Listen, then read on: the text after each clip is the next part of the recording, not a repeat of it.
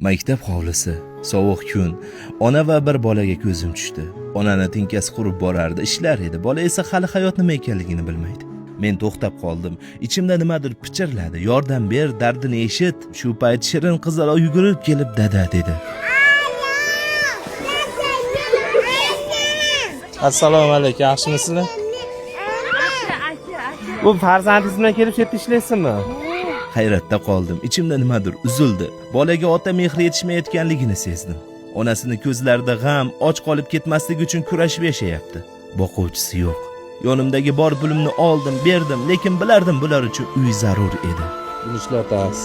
Yo'q, olavering. Men bu sizga, ayaga bu.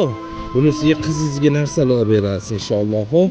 Chiroyli qilib. Bitta ko'rminglar, xudo xolasa.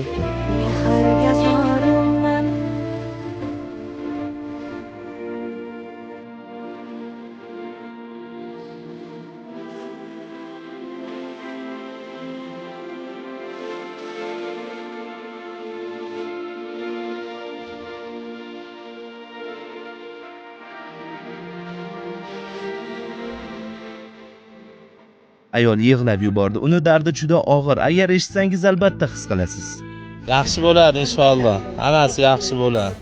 Shunchalik katta qilyapsiz. Sizdan Alloh rozi bo'lsin. Halol mehnat bilan qilyapsiz. Harom pul topmayapsiz. Inshaalloh bu Allohning mukofoti. Biz sababchimiz xolos. Qalbimizga solsa kelamiz.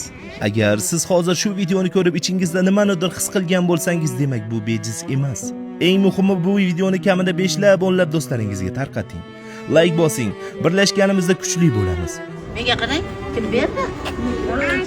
Aka ber, menga qarang, men rahmat akaga. Qani? Ana javob. Izohlarni diqqat bilan o'qib chiqamiz. Agar ko'pchilik birlashishga tayyor bo'lsa, keyingi videoda ehson ochamiz. Jim o'tib ketamizmi yoki birlashib hayotni o'zgartiramizmi?